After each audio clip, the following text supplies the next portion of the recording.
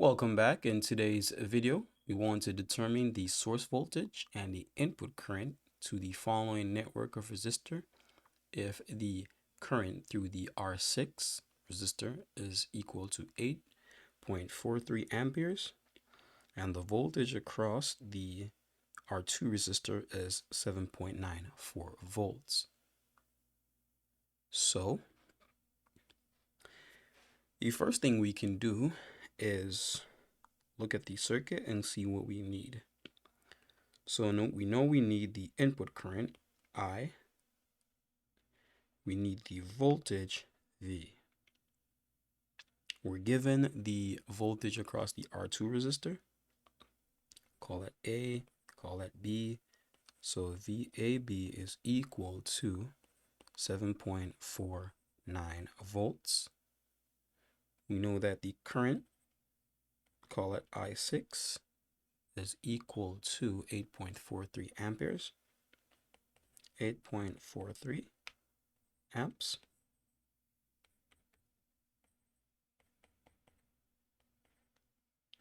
I6 is equal to 8.4 amperes. 8.43. Just write 8.4. Well, let's keep it as it is. What else do we know? Well, we know that the current through the R7 resistor is going to equal to the input current.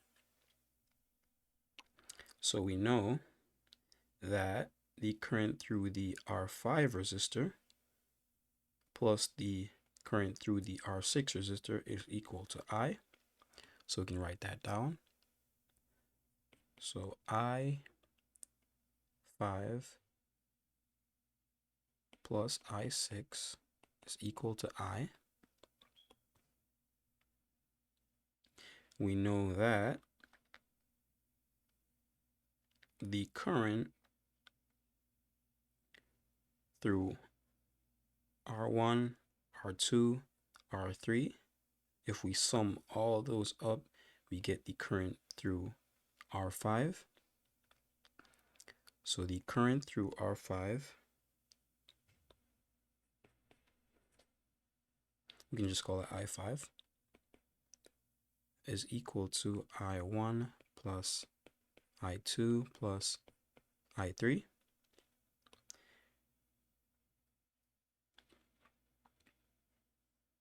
We also know that the current through R5 is equal to the current through R4. However, all we need is the current through R5, current through R6 to find the input current. Let's do that. So another thing is to find the voltage, the source voltage, Vs, we need to find the equivalent resistance. So let's put that right here, Req. So Req, so Is times Req will give us the voltage source, Vs. And in the previous video, we found the equivalent resistance to be 9.0508 ohms. So how we did that, we first combine these three parallel resistors, call that R, we can call it R1 or Req1, R equivalent 1. Then we combine R equivalent 1 plus R5 and R4. That gives us R equivalent 2. Then we combine R equivalent 2 with R6. That gives us R equivalent 3. Then we add R equivalent 3 plus R7, and then we get R equivalent. So that's all we need for this problem. So we can go ahead and use this equation and this equation to find the input current I. So we can go ahead and do that by setting I is equal to I5 plus I6. We know that I5 is equal to the sum of the currents in the parallel branch of the circuit, at least this parallel branch of the circuit. So that'd be I1 plus I2 plus I3 plus I6. We have the voltage, VAB, which is the voltage across the parallel branch. We know that in a parallel branch, each resistor has the same voltage across.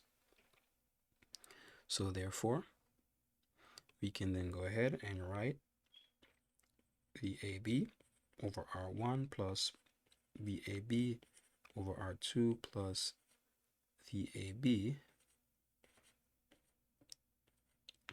VAB over R3 plus I6.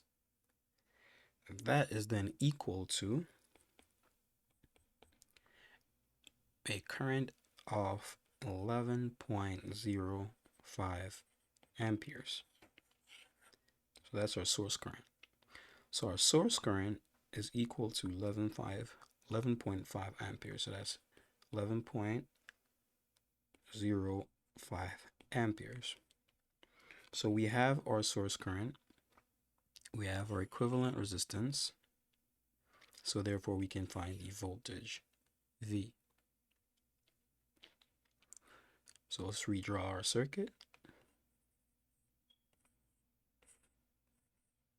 So that's our equivalent, IS and V. So Vs is equal to Is times our equivalent,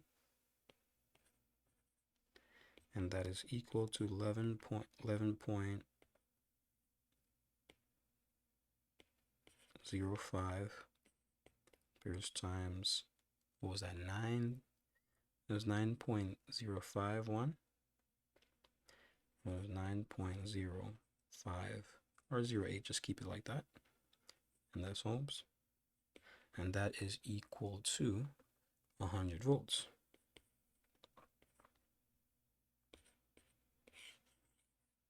So Vs is equal to 100 volts. So, as we mentioned earlier, that the equivalent resistance for this network of resistors was evaluated to be 9.051. And we use the fact that the current through R5